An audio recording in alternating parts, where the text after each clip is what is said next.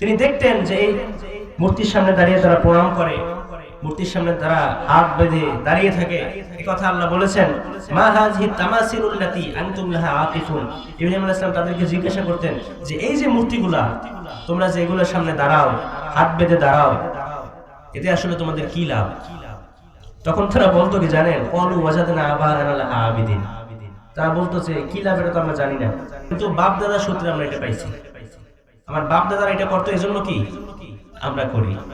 ওয়াজাদনা আবা'ানা লাহা আবিদিন, আমরা দেখেছি, আমরা পেয়েছি আমার বাপ দাদারা এই মূর্তির পূজা করতো, সামনে দাঁড়াইতো হাত বেঁধে, এজন্য আমরাও দাঁড়াই। আমাদের সমাজে এখনো এরকম অথর্ব অবুঝমার কিছু লোক আছে না নাই? মুসলমানদের মধ্যে আছে, কোরআন নাই, হাদিস নাই, আমার বাবা কি বলছে, আমার দাদা কি বলছে, আমার 14 গোষ্ঠী কি বলছে, এটা নিয়ে পড়ে আছে, এরকম আছে না নাই? কোরআন হাদিসের ধার ধারে না। এগুলো থেকে আল্লাহ হেফাজত করুন, সবাই পড়েন আমিন।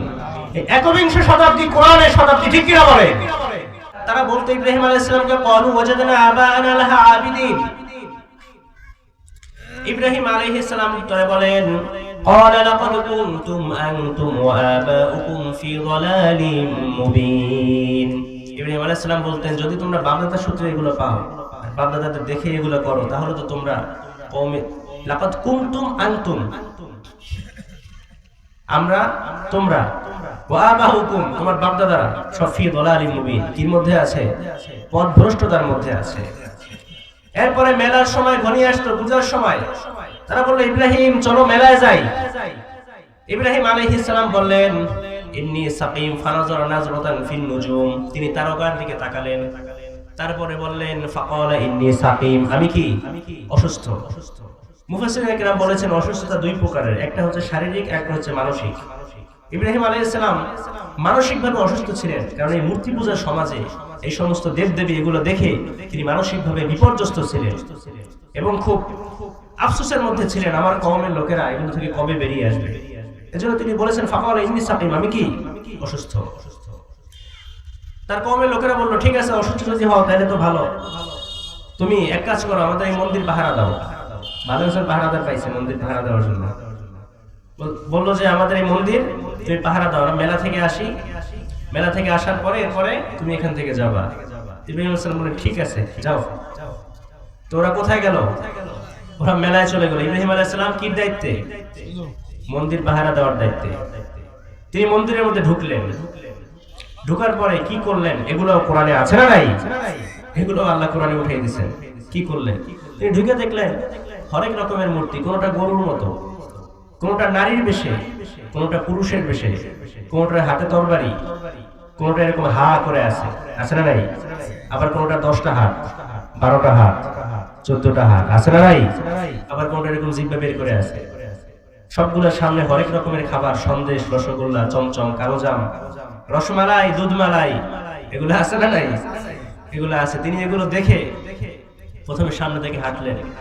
তিনি বললেন, কি হইলো তোমাদের, তোমরা এগুলো খাও না কেন? খাও। তো তিনি মনে মনে ভাবলেন যে খায় না, যেহেতু তাদের খাওয়াই দিই, মনে হয় খাইতে চায়, খাবার যেহেতু সামনে রাখা আছে, এবার মুখের সামনে নিয়ে ধরছে যে নাও, সামনে এনে দিলাম, এবার খাও। কিন্তু এখনো কি খায়? ওরা খেতে পারে? খেতে পারে না, খায় না। তো ইব্রাহিম আলাইহিস সালাম বললেন যে কি ব্যাপার, খাও না কেন? ফাকালা ইলা আলিহাতিহিম ফাকালা আলা তাকুলুন। তিনি তাদের উপাস্যদেরকে জিজ্ঞাসা করলেন, আলা তাকুলুন, তোমরা কেন খাও না? মা লাকুম লা তানতিকুন। এবার জিজ্ঞাসা করতেছে যে কেন খাও না, উত্তর দেয়। ওরা কথা বলতে পারে? হ্যাঁ, এবার উত্তরও দেয় না। তুমি আপনার ছোট্ট ছেলে, ছোট্ট বাচ্চা অথবা ছোট্ট নাতি, সে আবদার করছে যে না না চকলেট খাবো। তো আপনি বাজারে যাওয়ার পরে একটা চকলেট কিনে দিলেন, দেওয়ার পরে এবার হাতে নিয়ে দাঁড়ায় রয়েছে, আপনি বললেন খাও, খায় না। আপনি মুখে নিয়ে চকলেটের প্যাকেট ছিঁড়ে পরে মুখে নিয়ে ঢুকিয়ে দিলেন, নে খা, এরপরও খায় না। আপনি জিজ্ঞেস করতেছেন কি ব্যাপার, খাও না কেন? এবার কথাও বলে না। এবার কি আছে বাকি বলেন? হ্যাঁ, মায়ের খায় না, কথাও বলে না, এবার বাকি আছে কি? মায়ের। এই কথাই আল্লাহ বলেন। ইব্রাহিম আলাইহিস সালাম বলছেন, মা লাকুম লা তানতিকুন, কি হলো, কথা বলো না কেন? খাও না, কথাও বলো না। ফারাগা আলাইহিম দরবান বিল ইয়ামিন, এবার ডান হাত দিয়ে মার শুরু করলেন। কোন হাত দিয়া? ডান হাত দিয়ে। নবীদের গায়ে শক্তি আছে না নাই?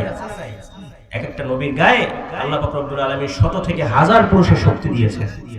আল্লাহ রাসূল সাল্লাল্লাহু আলাইহি ওয়াসাল্লাম মক্কার একজন কুস্তিগীর রোগানাকে বাম হাত দিয়ে ধরে একটা আছাড় মেরেছিলেন।